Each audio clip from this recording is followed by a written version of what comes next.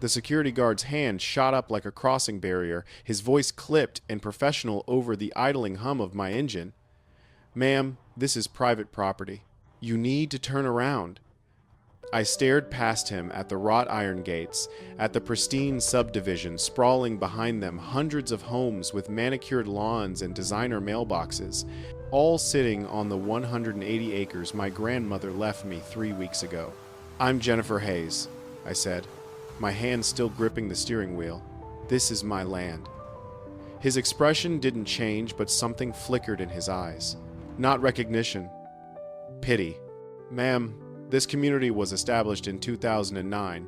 If you don't have resident access, I'm going to have to ask you to leave." Behind him, a woman in workout gear jogged past with a golden retriever, earbuds in, completely oblivious that every step she took was on ground my family had owned since 1947. I didn't grow up thinking about inheritance. My grandmother, Dorothy Hayes, bought this land after her husband came back from Korea with nightmares and a purple heart. Back then, nobody wanted rolling hills an hour outside Nashville, covered in cedar and limestone. She raised 4 kids here, buried her husband under an oak tree he'd planted himself, and left half of it wild because, as she used to say, land doesn't need us fussing over it every damn day. When my parents died in a car accident on I-40, I was 19. Too young to handle estates, too young to understand what probate meant or why lawyers kept using words like administrative limbo. The land didn't disappear, it just drifted into state management, held in trust until I turned 35. Protected, they assured distant relatives until the rightful heir could claim it. Life happened. I moved to Memphis, worked my way up to regional manager at a logistics company, got married, had a daughter, paid rent, bought groceries, lived like everyone else who assumes the past stays buried and the future handles itself. The land became a story I'd tell at holiday dinners after a glass of wine. My grandmother used to own acreage outside Nashville. Past tense, safe tense, then the envelope arrived. Plain, unremarkable, from Patterson and Lyle, attorneys at law. Inside was a single-page notice stating that estate of Dorothy May Hayes had cleared its final administrative review. Attached were documents confirming I was now the legal heir to approximately 180 acres in Williamson County, Tennessee. I read that number 3 times. 180 acres felt less like property and more like a clerical error. When I called the number at the bottom, the attorney was polite, but rushed. He confirmed everything, apologized for the decades-long delay, then paused before adding, "There may be occupants." Occupants wasn't a legal term. It was a warning. They didn't keep me waiting. 2 days after I was turned away, an email arrived from the Oak Ridge Estates Homeowners Association. Subject line: regarding property inquiry, clarification meeting requested. Polite, professional. The kind of message designed to sound reasonable while offering no actual answers. The meeting was scheduled at the home of the HOA president, Margaret Sinclair. I recognized the address immediately. It sat on the highest point in the subdivision, overlooking the artificial lake they'd dug and named Heritage Pond, a name that felt like an insult considering whose heritage they'd erased to create it. The house was impossible to miss. Larger than the others, newer construction, immaculate landscaping. The kind of place that announced authority without saying a word. She met me at the door with the practiced smile of someone who'd chaired 1,000 meetings. Handshake firm, eye contact deliberate, everything about her radiating control. We sat in a kitchen with floor-to-ceiling windows that framed the entire subdivision like a portrait of her personal kingdom. She spread glossy maps across the granite countertop, each one covered in highlighted sections and color-coded zones. "Mrs. Hayes," she began, her voice smooth as honey poured over gravel. "I understand there's been some confusion about the property's history." She walked me through decades of development permits, title transfers, infrastructure investments, everything wrapped in reassuring language and embossed seals. "What you've inherited," she said, sliding a highlighted page toward me, is a sentimental connection, not a legal claim. The word sentimental landed like a slap. She wasn't arguing. She was dismissing. If that's true, I said slowly, why are we having this meeting? Her smile tightened. Because we believe in being neighborly. She pulled out another document, a purchase agreement, pre-drafted, with a blank line for my signature and a number that might have sounded generous if I didn't know what the land was actually worth. This is a one-time offer, she continued. We'll buy out your interest. Or, if you'd prefer, you can join the association as an honorary member. Limited voting rights, of course, but it would allow everyone to move forward peacefully. I looked at her, sitting in that kitchen at the highest point of my land, confident that momentum and paperwork would outlast memory. She wasn't afraid of me. She was certain that no court would tear up a neighborhood for one heir who showed up 30 years late. I'm not interested, I said. The temperature in the room dropped. Her smile vanished. Mrs. Hayes, I'd hate to see this become complicated. Legal fees add up quickly. Disputes can drag on for years. And judges tend to favor established communities over individual claims. She said it like someone who'd seen this play out before and knew exactly how it ended. I stood. As I walked toward the door, I took one last look through those windows at the rooftop stretching toward the horizon. My grandmother used to say, land remembers who loved it first. As I drove away, I understood something with perfect clarity. This wasn't a misunderstanding to resolve with paperwork. This was a power play. The letters started arriving within a week. White envelopes, heavy stock, official-looking seals, the kind of mail that makes your stomach clench before you even open it. The first one thanked me for my anticipated cooperation in resolving the matter. It referenced an ongoing review of boundary clarifications and suggested my inclusion status would soon be formalized. By whom, it didn't say. 3 days later, another arrived. This one had numbers. According to HOA records, I owed $43,750 in back assessments, 15 years of landscaping fees, road maintenance, security patrol costs, and amenity usage for facilities I'd never accessed and didn't know existed. There was a detailed breakdown, line items stretching across 2 pages, and a polite note at the bottom. Interest continues to accrue at 8% annually. I read it twice, then laughed a short, bitter sound. I hadn't signed anything. I hadn't joined anything. I hadn't even made it past the entrance gate. The third letter dropped the pretense of politeness. It cited violations, unauthorized fencing, non-compliant structures, failure to submit architectural review applications, a list of rules I'd apparently broken without ever being a member. At the bottom, in smaller print, failure to comply may result in enforcement procedures, including liens and legal action. Enforcement, not discussion, not mediation. Enforcement. I called the number listed. After 2 transfers, I reached a woman who introduced herself as a compliance coordinator. Her voice was flat, rehearsed, utterly uninterested in my explanation. Our records show inclusion in the Oak Ridge Estates community, she said. Inclusion in what? I never signed anything. That will be reviewed during the enforcement process. Show me a document with my signature. Pause. That's not how this works, Mrs. Hayes. I hung up. The letters kept coming, each one colder, more legalistic, less human. They referenced community aesthetic standards and property value protection, like those phrases justified reaching across boundaries and rewriting ownership through sheer repetition. One letter thanked me for my continued non-response, as if silence was agreement. Another noted that lack of objection could be interpreted as consent. That one made me sit down hard. They weren't trying to convince me. They were building a paper trail, a record showing I'd been notified, warned, offered opportunities to comply. A trail that would look perfectly reasonable to someone skimming a file 6 months later. They weren't trying to win an argument. They were trying to outlast me. I started keeping everything. Every letter went into a folder, then a binder, then a box. I scanned documents, saved envelopes, logged dates and times. I printed emails and stapled them like evidence, because that's what they were becoming. One afternoon, I drove out to the edge of the property and stood where my grandmother's original fence line had been. Stone markers she'd set by hand were still there, half buried, covered in moss.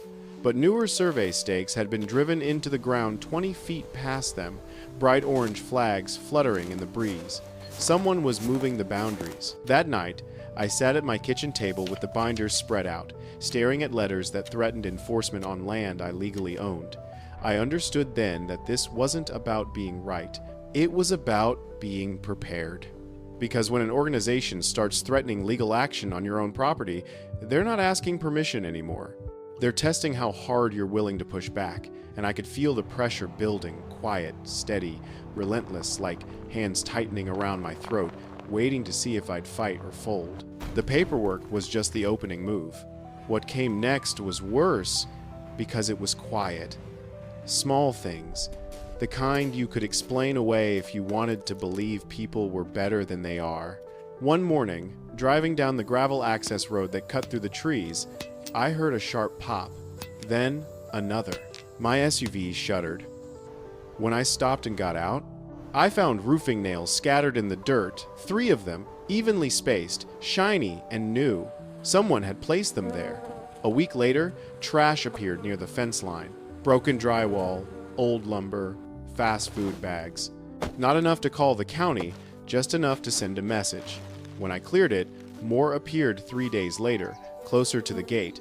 My no trespassing sign disappeared overnight. It came back, bent in half, tossed into the brush. None of it was dramatic. That was the point.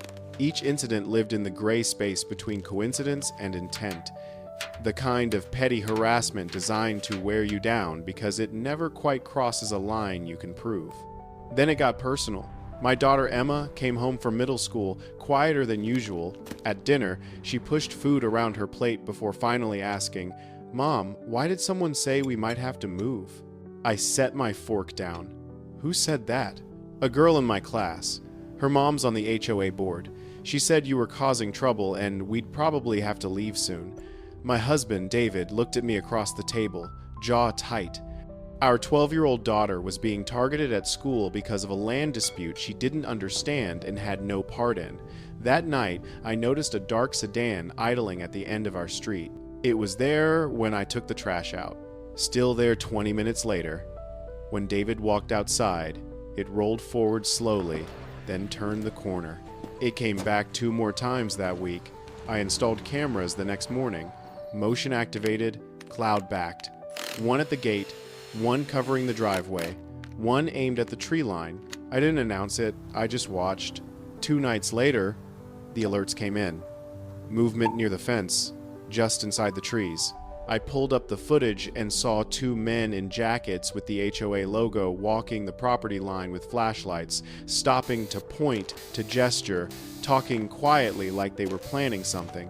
They weren't checking utilities. They weren't lost. They were surveying. I called the sheriff's office the next morning, explained the nails, the trash, the car, the trespassing. The deputy who answered was sympathetic but useless. "Sounds like a civil matter, ma'am." Hard to prove intent without catching someone in the act. I hung up and stared at the wall for a long time. What settled over me wasn't anger, it was clarity. Every step had been designed to make me doubt myself, to exhaust me, to make compliance easier than resistance. But the moment my family became part of the equation, everything changed. There are things you can tolerate when they're aimed at you alone. This wasn't one of them. That afternoon, I walked the property again, but this time with purpose. I photographed old markers, trees my grandmother had blazed, stones set where new survey stakes now stood. I wasn't wandering anymore, I was documenting. That evening, I sat my family down. "There's a dispute over the land," I said carefully. "It might get uncomfortable for a while. None of it is your fault." David squeezed my hand. "Do what you have to do." The next morning, I made 3 calls. One to a forensic land surveyor who specialized in historical property, disputes someone who worked with original plats and county archives, not glossy development maps. One to my attorney, authorizing him to prepare for litigation. Not negotiation, litigation.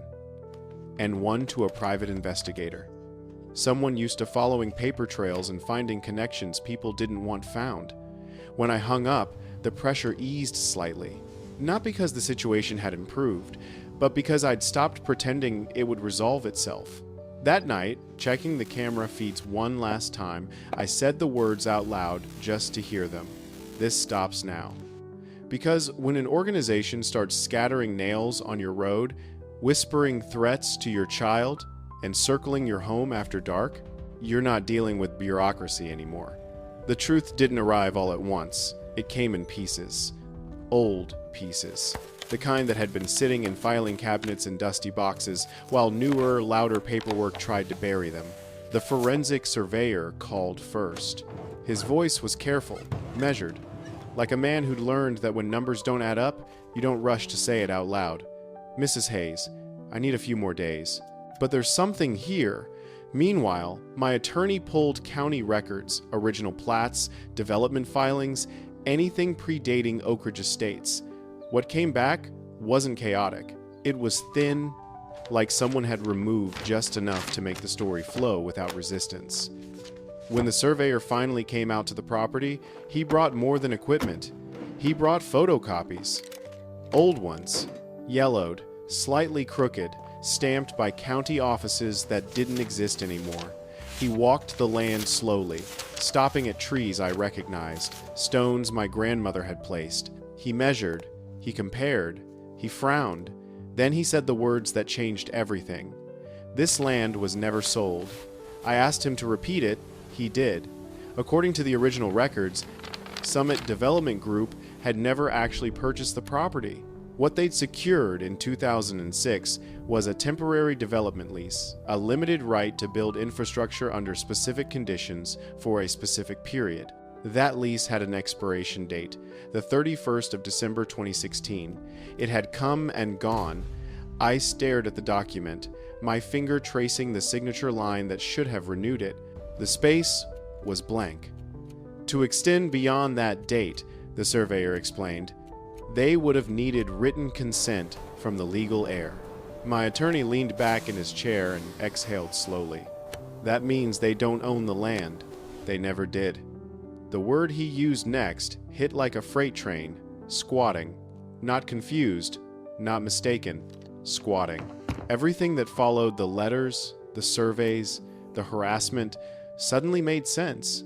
If the association acknowledged the lease had expired, the entire structure collapsed. Every home, every mortgage, every permit, all of it tied to ground they no longer had rights to. So they did what systems do when truth is inconvenient. They buried it. We kept digging. The investigator came back with names, timelines, corporate shells that dissolved and reformed just in time to move liability around, development entities that existed only long enough to pass paper from one hand to another, and at the center of it all, always close enough to touch but never quite in the open, was the same name, Margaret Sinclair. Back in 2006, she wasn't the HOA president. She was a junior attorney working for Summit Development Group. Her name appeared on internal memos, early filings, correspondence, discussing lease continuity in language that carefully avoided mentioning expiration dates. One email, dated March 2017, 4 months after the lease had lapsed, made my attorney go silent. If we proceed as planned, ownership challenges will be rendered moot by scale. No court tears down 300 homes. Scale. Enough houses. Enough families. Enough momentum. Build it big enough, and truth becomes irrelevant. They hadn't been careless. They'd been patient. I thought back to her kitchen, her confidence, the way she'd spoken about progress like it was a shield. I understood now that she hadn't just inherited power in this community. She'd built it on land she knew wasn't hers. The surveyor packed up his papers and looked at me across the hood of his truck. "Land doesn't forget," he said. "People just try to make it." As he drove away, I stood there longer than I needed to. The woods were quiet. The survey stakes were wrong. But the ground underneath was the same ground my grandmother had walked. For the first time since this started, the weight I'd been carrying shifted. Not because the fight was over, but because I finally knew what it was really about. They weren't defending a neighborhood, they were protecting a lie. And lies like that don't fall apart from the outside. They collapse when someone's willing to pull the right thread. I went home that night and told my attorney to stop preparing for settlement talks. "We're not asking them to explain," I said. "We're proving they never had the right." He nodded once. That was the moment the case stopped being defensive. From then on, everything we did was about exposure. Because when an entire community is standing on borrowed ground, the only question left is how long it takes for gravity to do the rest. If the expired lease explained how they stayed, the next discovery explained how they got away with it for so long. Banks don't lend money on faith. Not for houses. Not at this scale. Before a single dollar changes hands, there's a process. Title search, insurance, verification. Layers meant to protect everyone. So how did 300 mortgages get approved on land with a questionable title? My attorney called it the missing lock on the door. We went looking. The breakthrough came from the title insurance side. Every mortgage in Oak Ridge Estates was backed by a title insurance policy, which meant someone, somewhere, had certified the land was clean. It wasn't. The investigator dug into archived underwriting files, old correspondence, internal approval chains. What he found made my stomach turn. In 2008, when the development lease had already expired without renewal, a legal opinion was issued declaring the land free of encumbrance. That opinion overrode concerns raised by junior underwriters who'd noticed gaps in the chain of title. The author of that opinion? Margaret Sinclair. Back then, she was a contract attorney hired to consult on land use issues. Her name appeared on a document titled Title Clearance Memorandum, written in confident language, dense with citations, carefully structured to sound definitive. It was also false. She hadn't proven ownership. She'd reframed absence as authority. Where signatures were missing, she cited constructive continuity. Where leases had expired, she referenced practical reliance.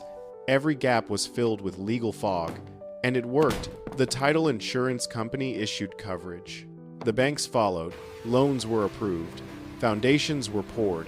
Families signed 30-year notes, believing the system had done its job. In reality, the land had been laundered, not through violence, not through secrecy, through paperwork. My attorney leaned back after reading the report. "This isn't negligence," he said quietly. "This is enterprise fraud." That phrase carried weight. It meant intent, coordination, a plan that assumed if the development grew large enough, no one would dare unwind it. And for a long time, they were right.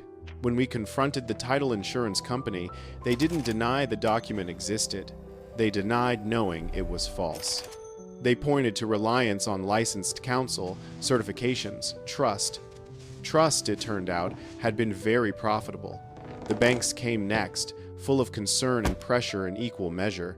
They wanted reassurance, stability, a path forward that didn't involve acknowledging how exposed they were. I listened. Then I showed them the opinion memo, the lease expiration, the email tying the attorney who'd cleared the title to the woman now running the HOA. The room went quiet. One banker finally asked, "What do you intend to do?" "I'm establishing ownership," I said. "What happens to your loans after that is up to you." He didn't like the answer, but he understood it. When the meeting ended, I sat in my car for a long time, staring at nothing, absorbing the scale of what had been done.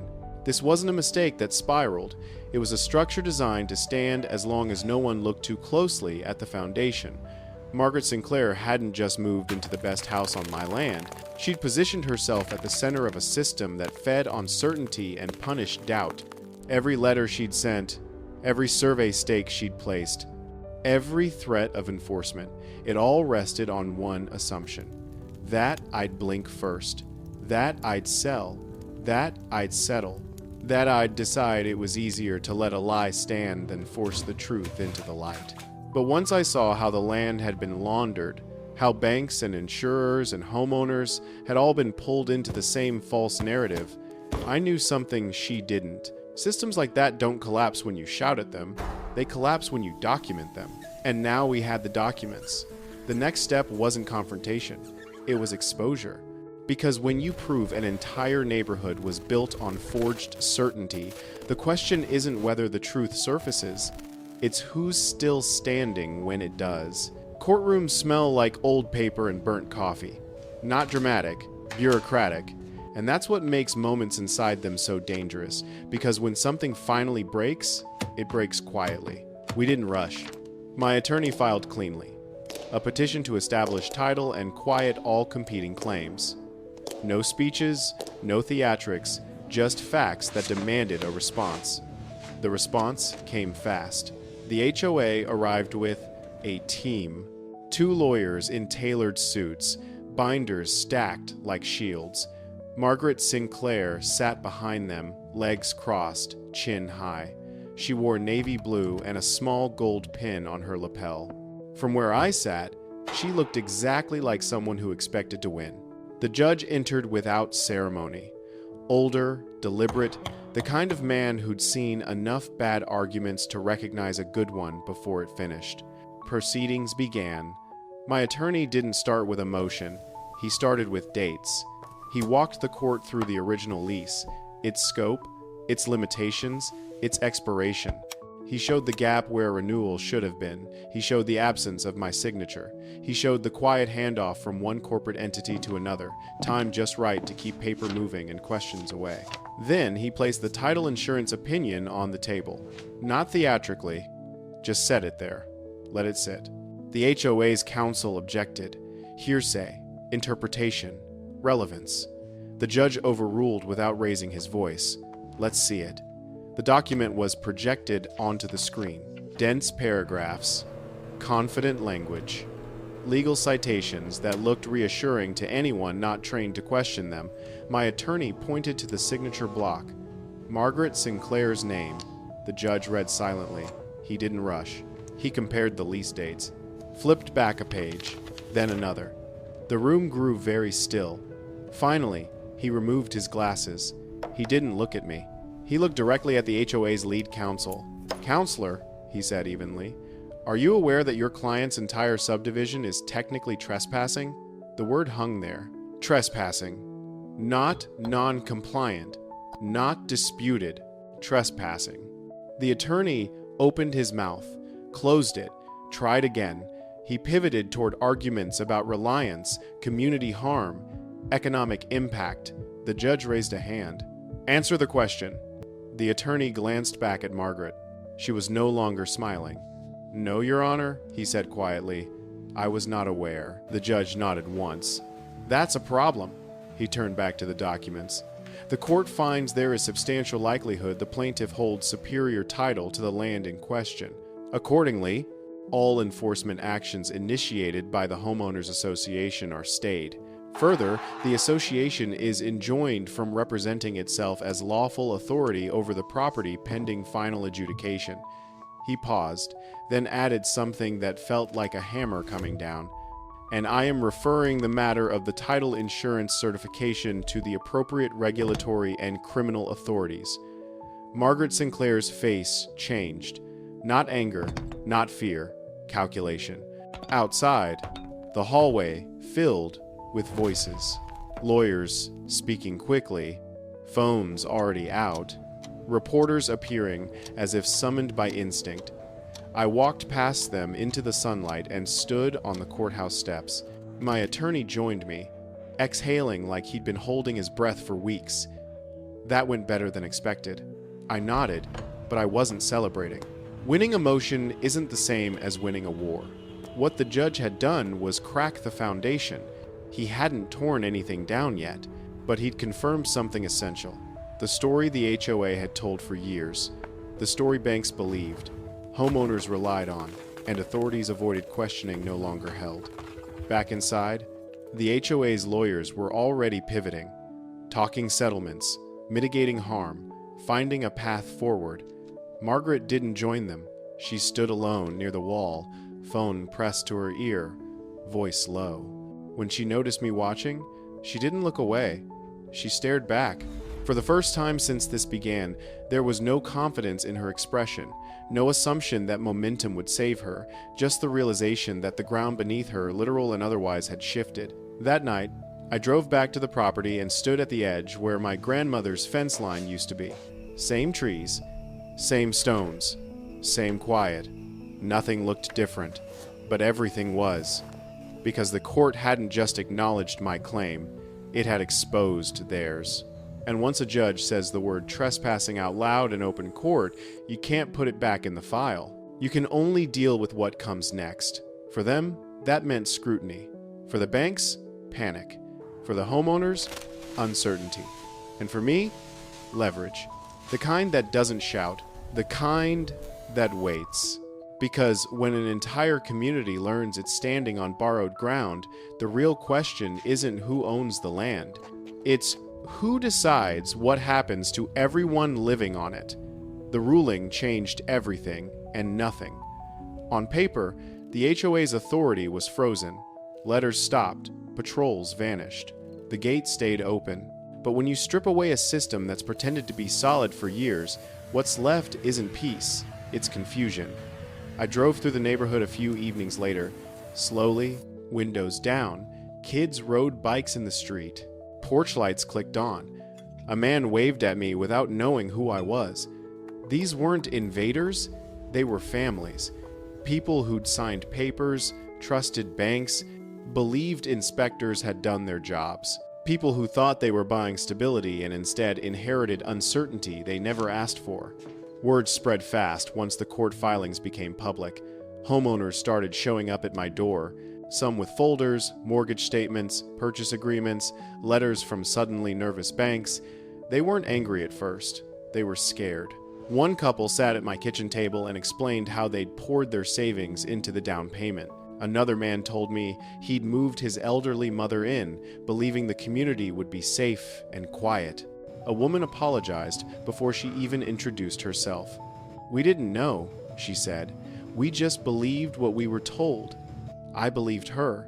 Not everyone came with humility. A few arrived defensive, demanding reassurance, asking what I planned to do with their homes. One man raised his voice, accusing me of profiting off others' misfortune. I listened. Then I asked him a question. "Did you ever support the letters they sent me? The fines? The threats?" He didn't answer. That was the dividing line. I didn't lump people together. But I also didn't pretend there hadn't been choices made along the way. Who spoke up? Who stayed silent? Who helped apply pressure when it suited them? At night, after the house went quiet, I walked the perimeter again. I looked at the lights in the distance, each one a family trying to make sense of shattered certainty. I thought about my grandmother's words. Land asks for respect and patience. Nothing more. The court had given me leverage. What I did with it would define everything that followed. I talked with my attorney, with economists, with planners who understood long-term land use better than short-term revenge. The easy path would have been eviction. The legal path allowed it. The emotional path tempted it. But the truth sat somewhere else. If I wanted to end the damage caused by a system built on deception, I couldn't replace it with another one driven by impulse. I needed a solution that held people accountable without destroying lives built in good faith. That realization didn't come with relief. It came with weight. Because when you're the one holding the deed, the hardest part isn't proving you're right. It's deciding how right you're willing to be. Power doesn't announce itself. Once the HOA's authority vanished, everyone started looking to me, not because I wanted them to, but because there was nowhere else to look. I didn't fill the vacuum with speeches or declarations. I put something in writing. Clear, simple, impossible to misinterpret. A framework. Every homeowner received the same notice. No threats. No legal jargon designed to intimidate. Just facts. The land was mine. The HOA no longer had jurisdiction. No one was being evicted without cause. But from that point forward, occupancy would be governed by lawful agreements, or not at all. I offered long-term ground leases, 30 to 50 years, fixed terms, transparent conditions, no behavioral rules. No aesthetic controls. No committees dictating grass height or door colors. Just land use. If you paid your lease and respected your neighbors, you stayed. That was it. Some people were relieved. You could see it in their faces, the realization that no one would measure their fence or fine them for visible trash cans. Others were suspicious. They'd lived under arbitrary authority so long they didn't trust its absence. And then there were a few who didn't qualify. Former board members, the ones who'd signed enforcement letters, the ones whose names appeared repeatedly in complaint logs and camera footage, the ones who'd helped turn pressure into a weapon. Their applications were denied. Not out of anger, out of record. I didn't argue.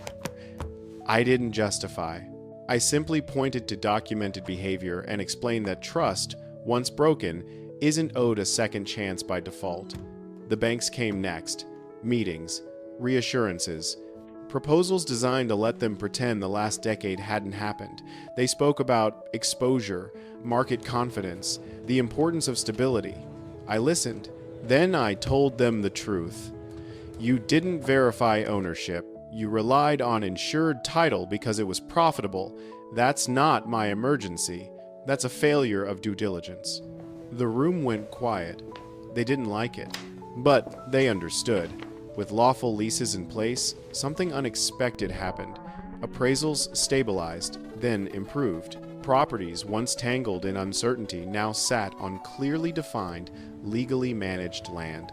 No hidden authority, no arbitrary fines, no threat letters. Security returned. Not the kind enforced by patrols and penalties, but the kind that comes from clarity. One homeowner told me it was the first time she'd felt like she actually owned her life there, even if she didn't own the soil. That stayed with me. I didn't dismantle a community.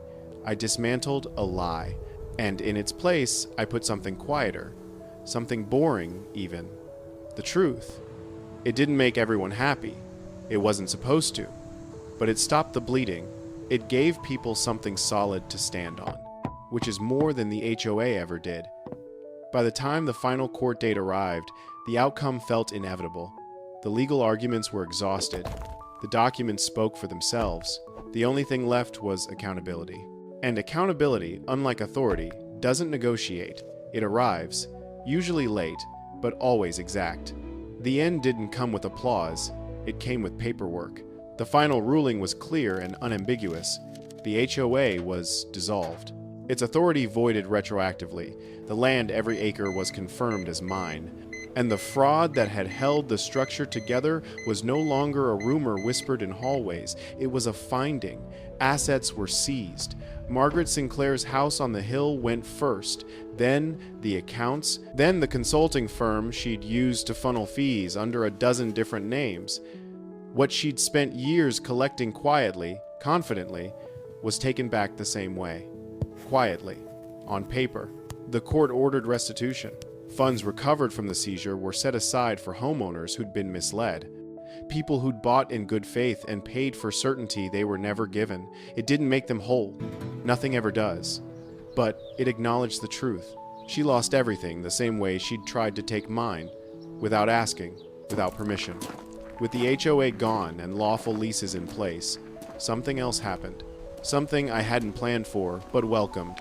Property values rose. Not overnight. Not dramatically, but steadily.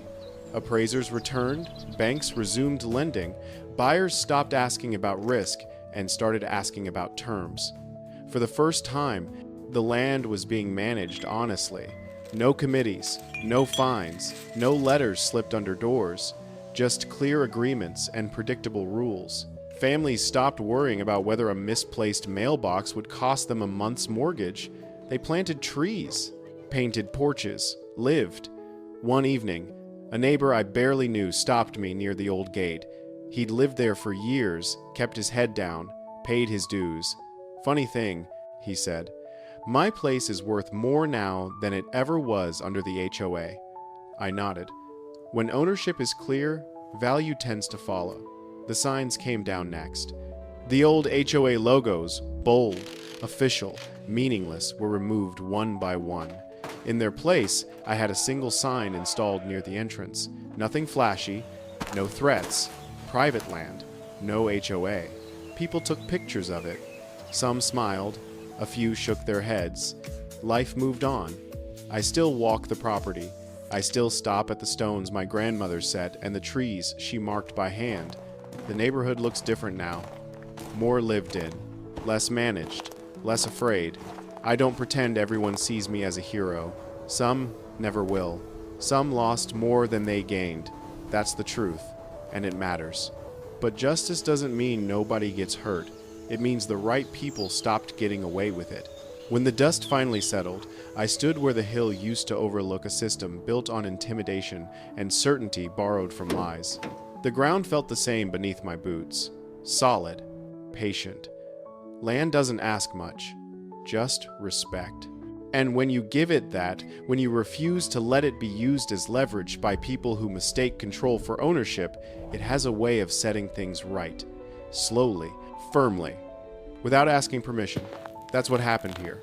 Not a victory lap, a correction. And for the first time since that gate closed in front of my truck, I wasn't standing on borrowed ground. I was standing where my family always had, on what was rightfully ours,